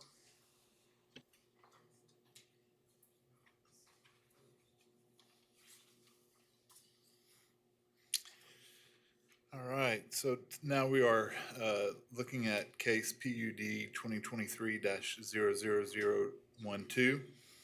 This applicant is requesting a zone change from B multifamily to PUD to allow commercial uses for an existing building and to allow shared parking among all the lots. There is a duplex that is on property that is about 0.48 acres, generally located within 1 block south of East Douglas Avenue, on the east side of South Kansas Avenue and the west side of South Minneapolis. A little confusing, but you can see on the map that this is kind of an L-shaped 3-property situation here, with 2 on South Minneapolis and 1 on South Kansas, leaving this space as an island, more or less. The development standards in the PUD are as follows. Parking shall be in accordance with the UZC, and the setbacks shall be indicated on the plan. Otherwise shall be in accordance with the LC Limited Commercial District. The uses in parcel 1 shall be limited to those permitted by right in the LC, the Limited Commercial District, except for public recycling station, reverse vending machine, broadcast recording studio, car wash, convenience store, farmer's market, funeral home, hotel or motel, nursery or garden center, or post office substation.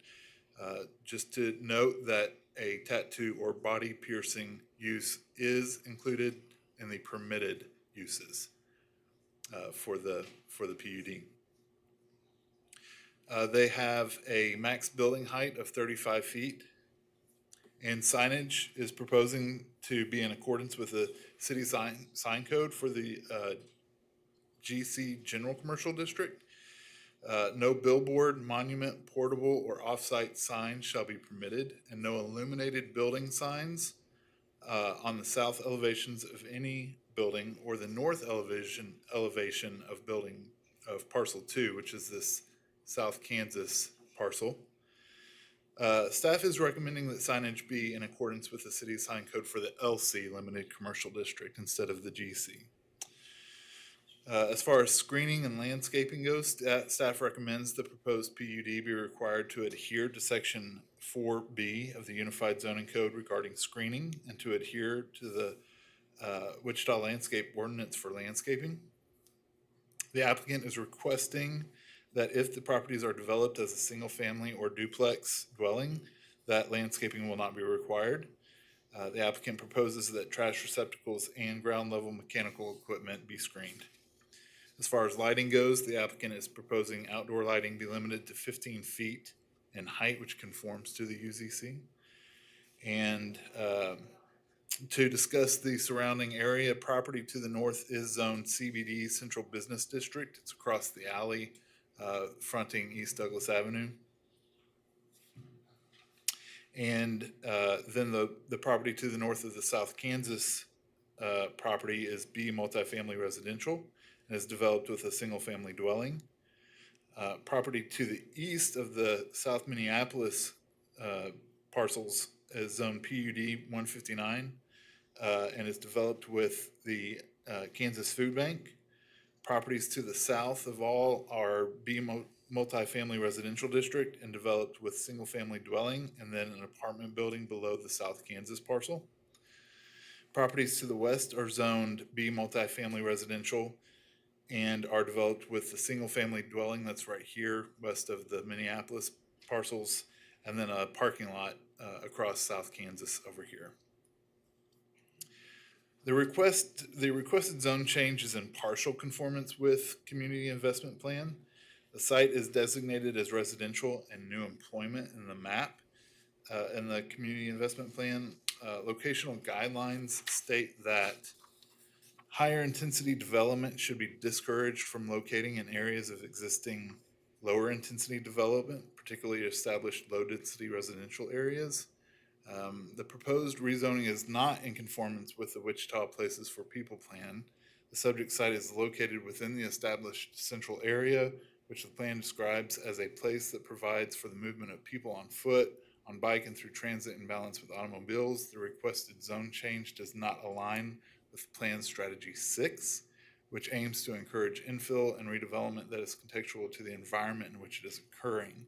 And what we mean by that is that this context of the surrounding neighborhood is residential in nature, with older single family dwellings, and incorporating commercial uses in that established neighborhood would not be contextual to the redevelopment project. Approving the request would also create an island of the residential property north of 104 South Kansas Avenue. The proposed rezoning is in conformance with the Central Northeast Area Plan. That plan calls for the support of local business development and to market potential business sites in the area. If you go to the photos,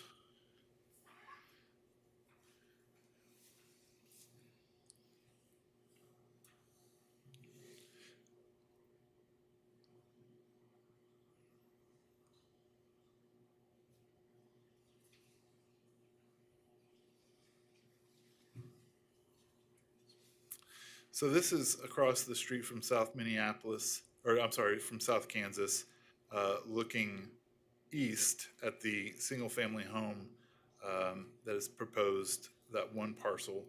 And then next photo. This is looking west across the street from South Minneapolis. So you're kind of abutting the Kansas Food Bank here. This is the duplex that is being proposed to being torn down. The single-family home is being proposed to stay and become commercial in nature. Next picture. This is looking north from the South Kansas property with a single-family home here on the right-hand side and Douglas Avenue north of us. Next picture. This is looking south from the Kansas property. Here's the edge of the multifamily development, and then you have single-family development beyond that. Next picture. This is looking north from the Minneapolis site to Douglas Avenue, commercial properties just across the alley, and Kansas Food Bank over here to the right. Next picture. This is looking square dead on to the Kansas Food Bank from the subject site on South Minneapolis. Next picture. And then this is looking south at the existing single-family residences in the area. Based on the information available at the time of the staff report, staff does recommend denial because of the context of the neighborhood, subject to in the staff report. The recommendation is based on the golden rules. Staff has received 3 public comments. There are two for the proposal and 1 against. Those should be in your packet or have been placed in front of you. That concludes my presentation, and I can stand for any questions. Does anyone on the commission have questions of staff at this point? Just, the residential property north of the western parcel here, is that not effectively already an island? I mean, it looks like it's surrounded by commercial already. No, because right now, all of the residences that are in red are actually used as residents. They're not commercial properties. Okay, thank you. Yeah. Any other questions of staff? If not, thank you. We'll call on the agent or applicant to come forth. You'll have 10 minutes. Please state your name and address. Kirk Miller, K.E. Miller Engineering, 117 East Louis. I'm the agent.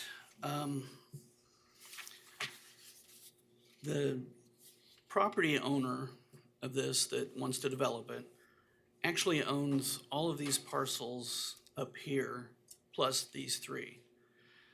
Right in this area, there's a existing, I think it's been used for commercial or something along those lines in the past. Some kind of maybe a automobile repair or welding shop or something along those lines, just from looking at it. I don't know the history of it, but the shape of the building, the doors and that type of stuff indicate that it probably was something along those lines. And he went in to get a building permit to remodel it, and they said, you can't do that because of the way you're zoned. It's all B1 zoning. So he's like, okay, we need to go fix that zoning, which is why we're here. Right now, as you can tell by that one picture, he's remodeling the house right here, and he's planning on leaving that or leaving the structure, not tearing it down. I believe he said he's remodeling the one on the other side. He's planning on leaving that as a house right now.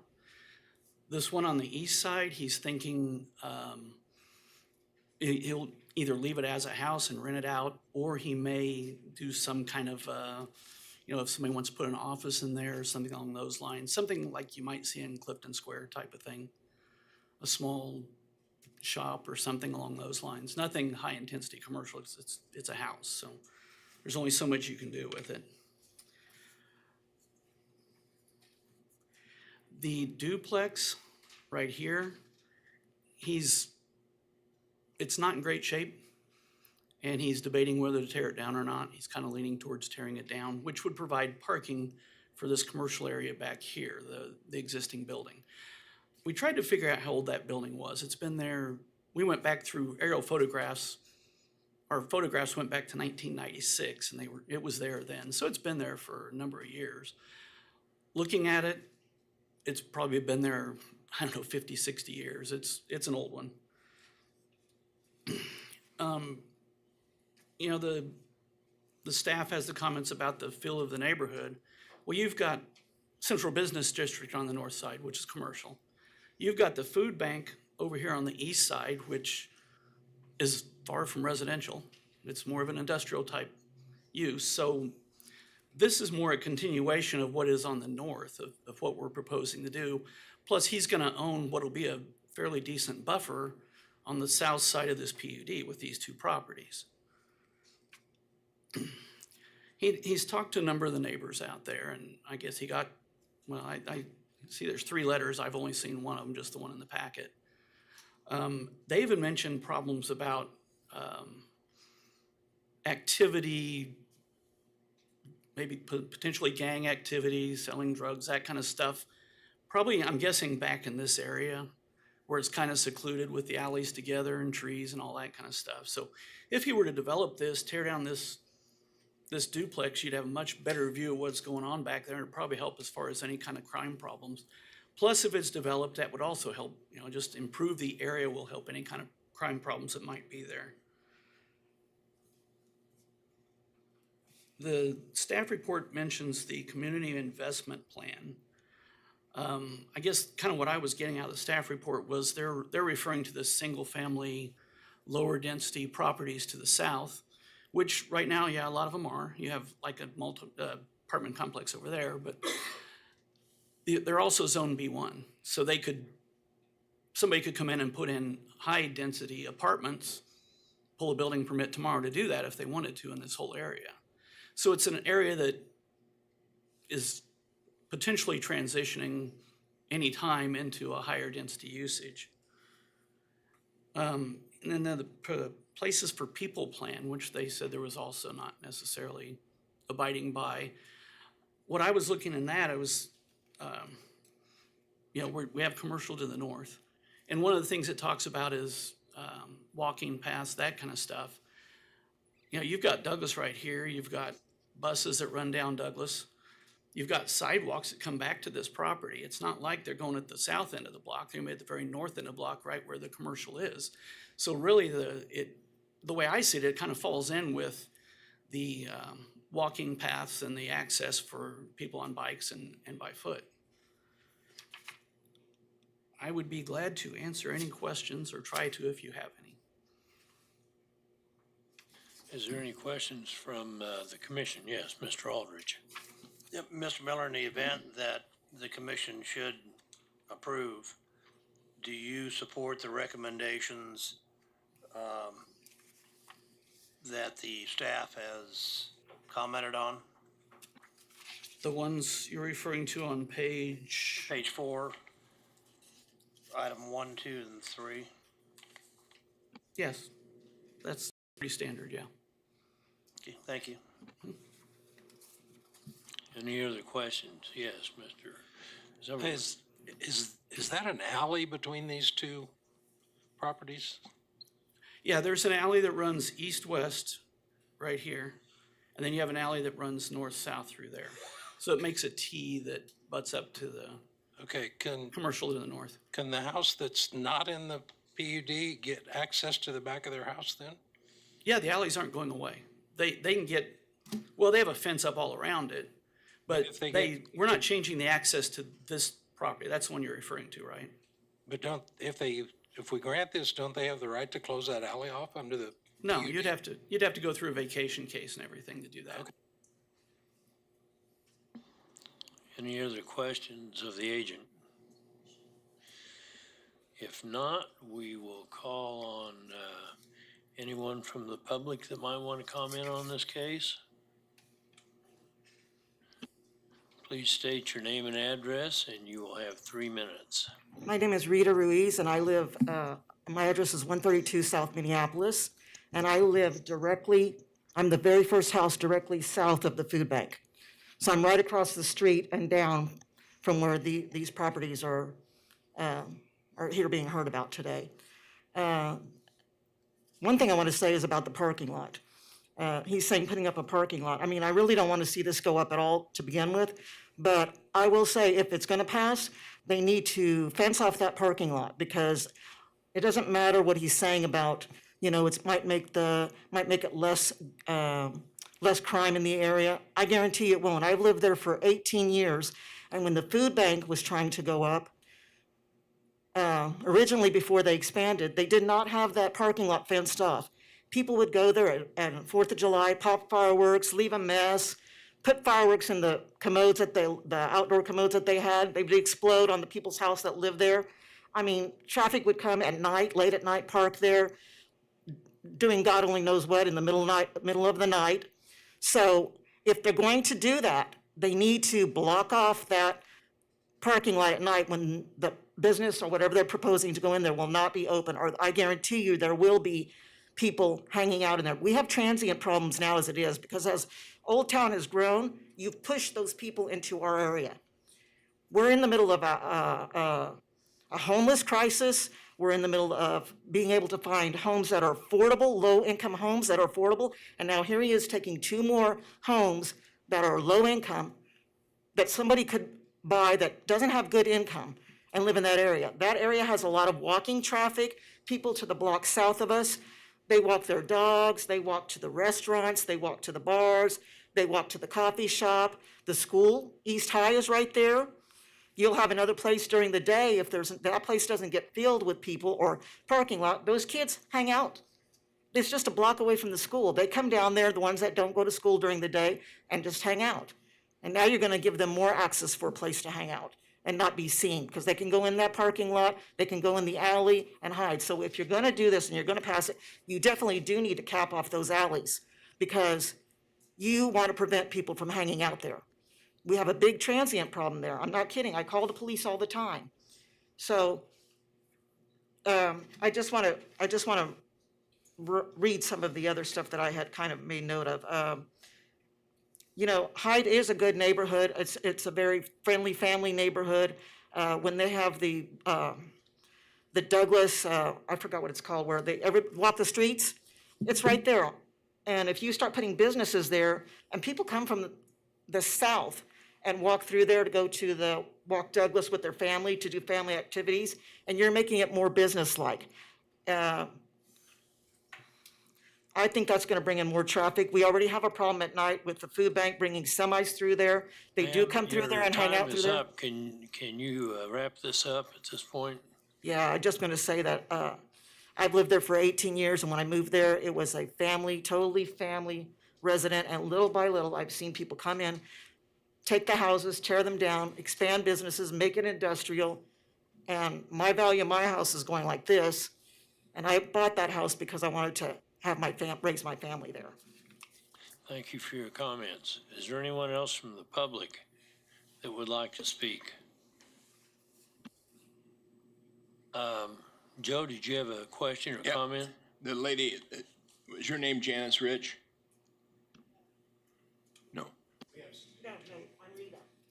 There's some information at the table, right? Yes.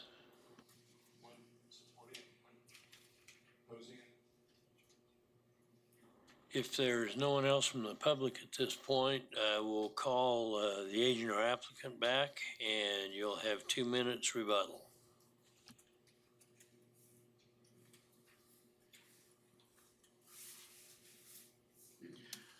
And she did mention screening, and there are screening requirements between the commercial districts, and we'll have to abide by those screening requirements, so that's not an issue. So if there is a parking lot, it'll have to abide by the screening requirements for it. Thank you, sir. At this point, we'll bring it back to the staff. Is there any discussion on this? I don't mean staff, I mean commission, right? Okay, yes. I always have mixed feelings. We've seen a number of these similar cases, typically along Douglas. And the assessment and the findings that this is a residential area, I guess maybe it depends on what you consider area. To me, this is a mixed-use area. And honestly, I think this proposal makes sense, but I would like to hear what other people on the commission think as well. Any other comments? I agree with you.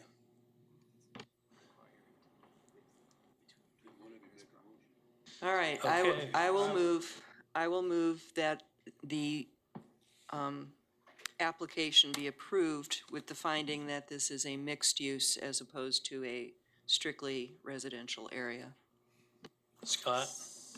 I'm so sorry. Just to jump in real quick about a statement about the screening, I want to make sure that everyone's got the best information on that.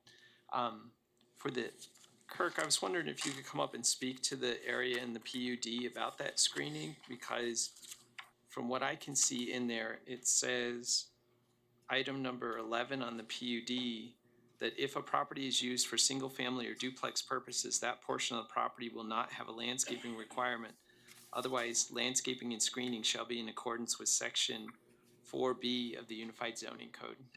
Okay. And so can you explain then, and if it's not used, so if the properties are used commercially, then it will be in compliance with the landscaping and screening is required per the zoning code, but that is based on, now correct me if I'm incorrect, that's based on the zoning classification of the adjacent property, right? And in this case, it's B, so it would not normally require screening. Commercial use to residential zoning district. Okay, so from commercial use to residential would require, so yes, it would be. Okay, I'm so sorry. I just wanted to make sure everyone was on the same And page, then had the on correct info. these two that have the houses, if they stay residential, we wouldn't have the screening requirement on those. Is what our intent was. Second. Second. Okay, we have a motion and a second. Is everyone clear on the screening issue? If there's no further questions, we'll call the question. All those in favor signify by saying aye. Aye. Opposed, nay. Motion carries. Mr. Chairman, could I be excused? I have Yes, another sir. obligation. Thank you.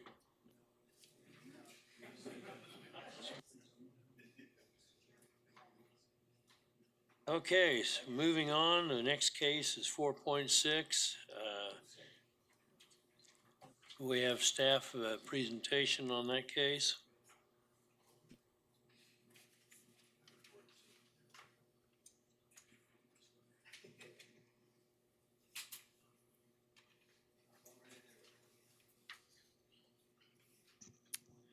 All right, this is for zone 2023-00060. The applicant is requesting a zone change from SF5, single-family residential, to LC limited commercial. The subject area is about 1.31 acres and is located south of West 21st Street North and about 425 feet west of North Woodchuck Street. It is a portion of 8021 West 21st Street North, which is a church there on the corner. The site is currently vacant. The applicant would like to develop it as a retail sales use. Should the zone change be approved, there will be changes in the development standards as shown in the report. The property will be required to adhere to the City of Wichita Landscape Ordinance. This will include appropriate screening between the proposed commercial use and the adjacent residentially zoned districts.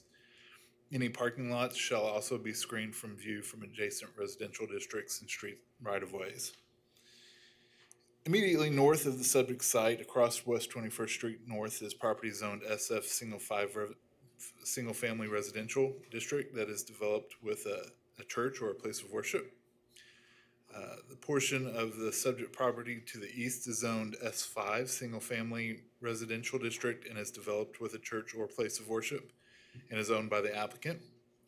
Properties to the south are zoned SF5 Single Family Residential District and are developed with single-family dwellings, and the property to the west is zoned GC General Commercial District with CUP DP 172 and is developed with an outdoor recreation center. Other properties within the light commercial zoning district classification are common along West 21st Street North and between North Tyler Road and North Ridge Road. West 21st Street North is a paved two-way local street with sidewalks on the north side. Services such as water and sewer do currently serve the site, and Wichita Transit serves the area with stops at both intersections of West 21st Street North and North Tyler and West 21st Street and North Ridge Road. The requested zone change is in conformance with Community Investments Plan, which identifies the subject's property as appropriate for commercial use. Commercial areas should reflect the full diversity of commercial development intensities and types typically found in a large urban municipality.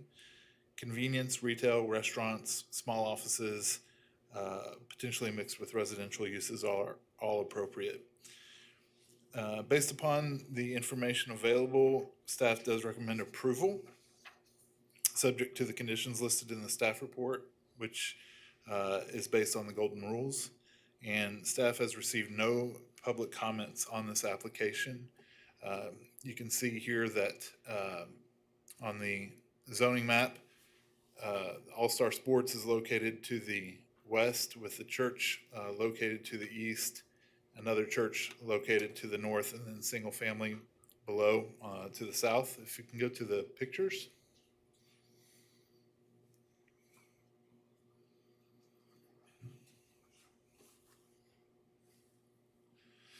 So this is from the back of the lot looking north at the vacant parcel.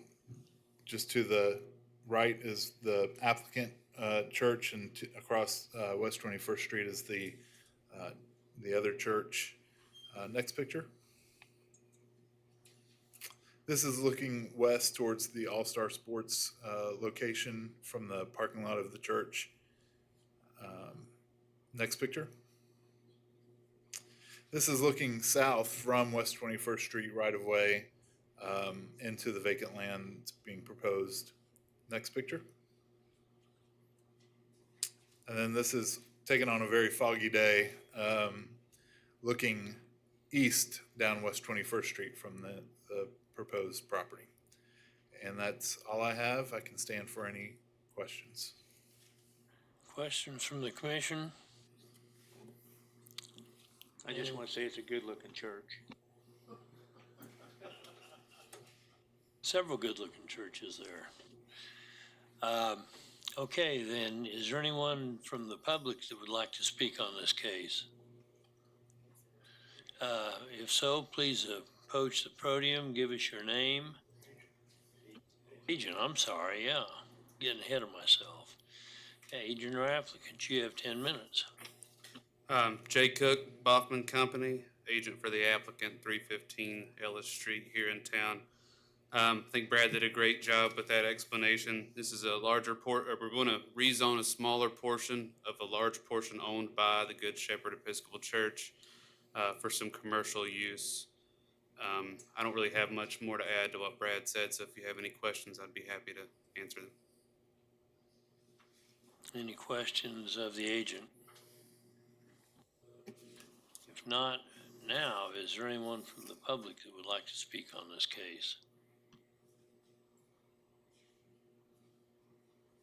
If not, I'll bring it back to the commission. What's your pleasure? I just have moved to approve for staff comments. Yeah, John, just a minute. Well, I just was gonna ask the applicant if they agreed to all the conditions.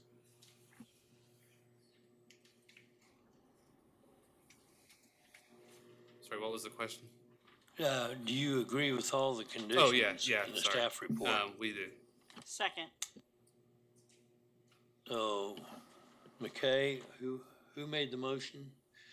Bill Johnson made the motion, and Ms. Miles made the second. It has been a long week. Okay, all those in favor signify by saying aye. Aye.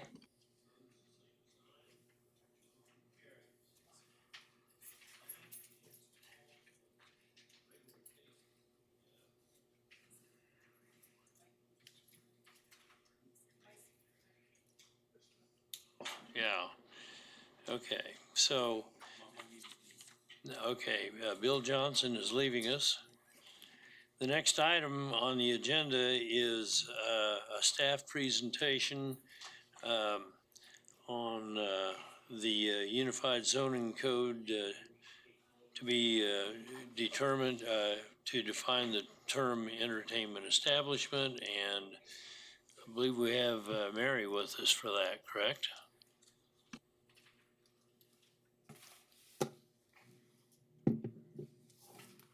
That is correct. Here we go. Well, good afternoon, Commissioners. Mary Hunt, Planning Department. Here to talk today about nightclub in the city and our zoning code. The purpose here today is kind of update you on what we have and ask for a recommendation from you today so that we can take this forward to the City Council and Board of County Commissioners.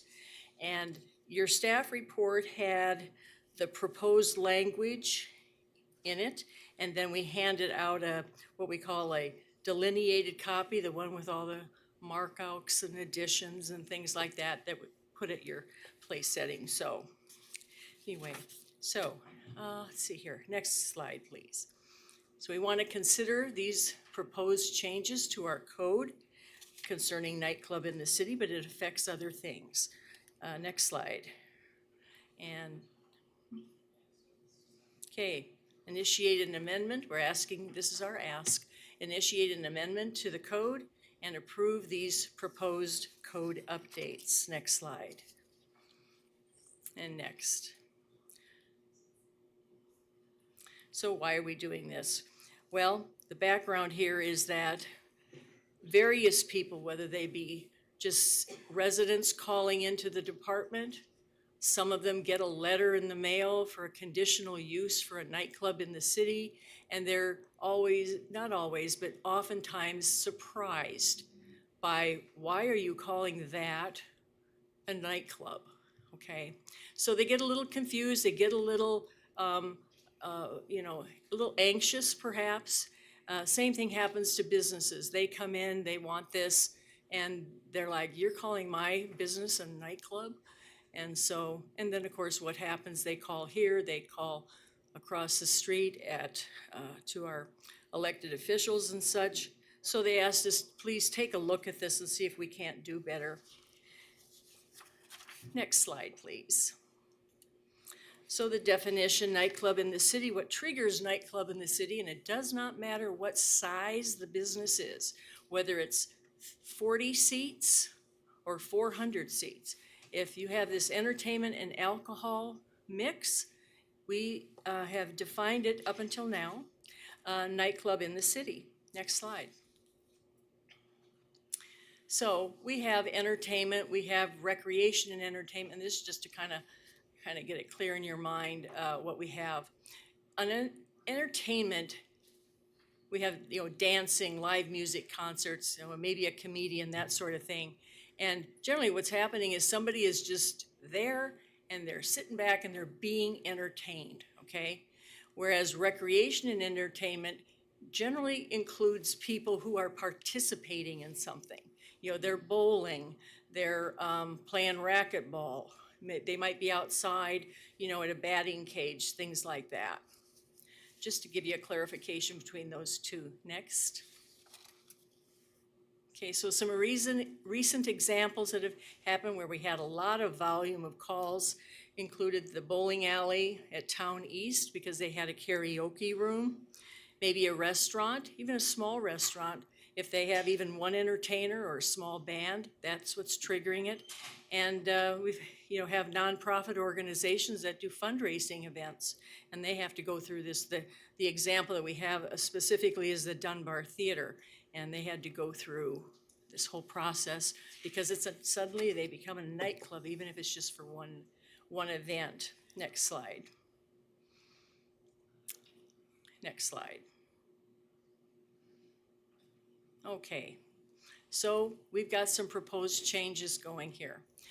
The Unified Zoning Code has entertainment establishments. We will now, we have entertainment establishments, but now we'd like to include the offering of alcohol even in those places. This brings it in line with our existing definition of nightclub in the city. The Unified Zoning Code defined nightclubs will now apply to uses with a capacity of 300 or more. So if you have a small restaurant, if you have a smaller bowling alley and only has the capacity for, say, 100 people or 40 people, anything, it won't trigger nightclub in the city any longer if these changes go through. Okay. Then we have entertainment establishments will now be considered conditional uses if they're located within 300 feet of a church, place of worship, a public park, a school, or a residential zoning district. We're bumping this up from 200 feet, which is currently in our code, and bring that up to 300. So we've kind of diminished or reduced the requirements on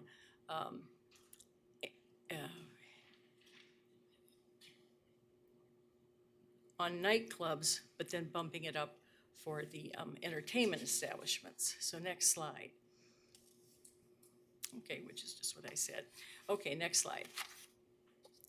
Okay, some background. As I said before, a lot of different stakeholders, and I mean, they were different, having some confusion about the term, and it really is about the term nightclub in the city. Recently, we met with Advanced Plans, and they were in agreement with these proposed changes and offered our support for that. And then in November of '21, Advanced Plans Committee reviewed those updated drafts to the code and provided feedback even at that time. Next slide. So our process here, we've had this past, actually a year ago, March, we had council member briefings. Last summer, we had DAB meetings, had a state open house right here in this room this past October. And of course, just at the meeting with Advanced Plans last month, they supported these changes. Next slide, please. And then the next.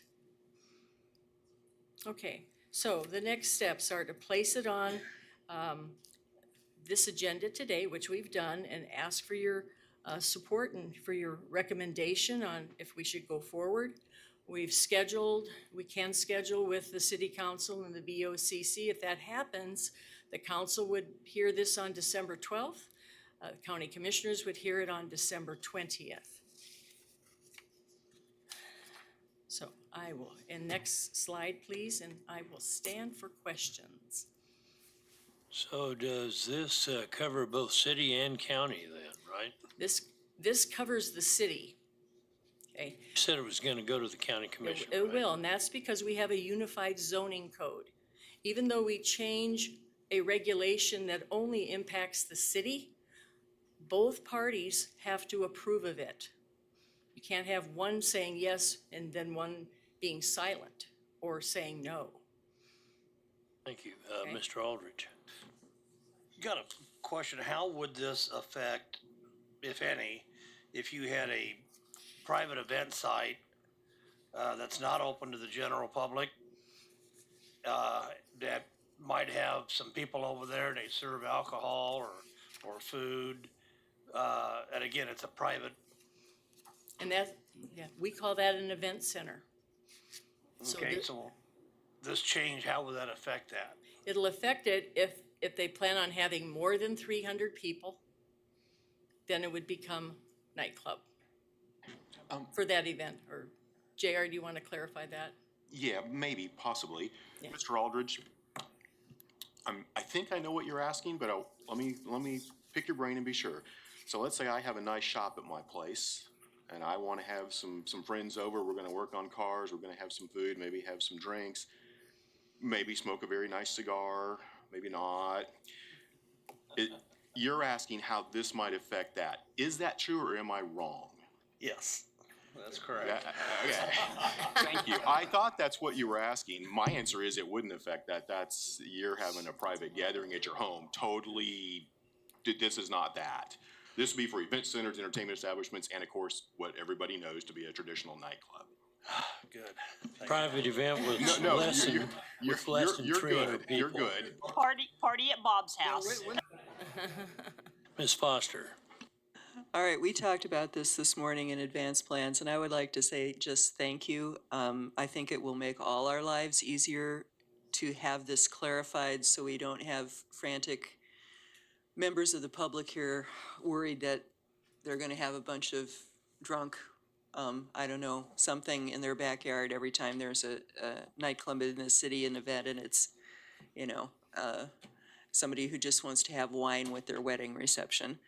So I would like to move that we adopt the proposed amendments to the zoning code and recommend adoption by the city council and board of county commissioners. Second. A motion by Foster, second by Mr. McKay. Again. All those in favor signify by saying aye. Aye.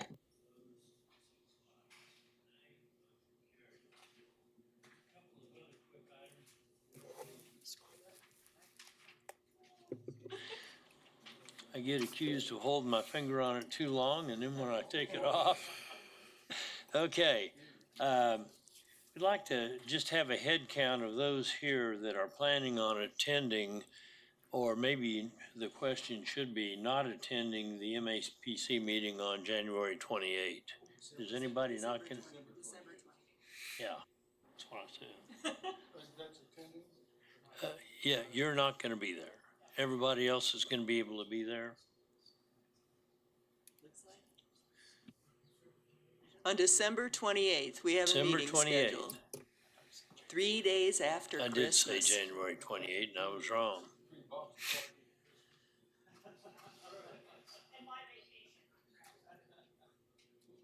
Okay, and we also have a MAPC BZA calendar in front of us. Yes, this should just be a quick note. We brought this before you at the end of August to get some feedback over a couple options. We're just bringing it forward today to finalize it. You have it before you with the dates lined out. The one thing I'll note is the option that seemed to get the feedback, positive feedback to move forward, was the one where we do not have a meeting during the week of Thanksgiving, which is pretty standard, but based on the dates in December, knowing that next year is a leap year, it shifts Christmas 2 days. And so normal schedule would have put MAPC on the day after Christmas. So what is new for December of 24 would be having one subdivision committee and one planning commission meeting in December, and then starting our regular rhythm again back in January. The meeting dates in November would be having planning commission on the first and third Thursdays. That would be to accommodate Thanksgiving, knowing Thanksgiving is on a Thursday. So those are just the highlights. I don't know if this needs a formal endorsement, but any additional feedback that we might need to take into account right now, or essentially a thumbs up that we're good, that this is the 24 calendar. One thing to note, even if something moves forward today, and as we're going through the year next year, coming closer to the holidays, this body can decide to change the calendar and change dates as they need to. So this doesn't necessarily set the holiday schedule next year in stone, but it at least allows us to publish something on our website to get the rest of the year going. So I can stand for, yes, Jeff. Just historically, we have always had a motion to approve the calendar since this is setting public hearings. So moved. Mr. Aldrich, you have a question first?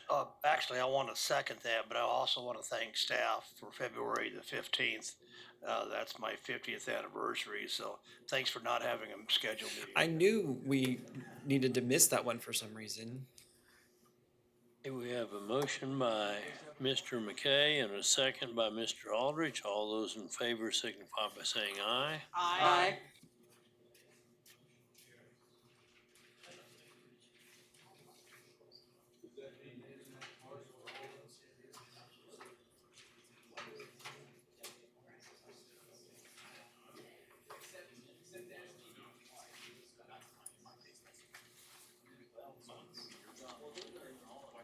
Scott, will we be looking at having an additional calendar that actually has the advanced plans meetings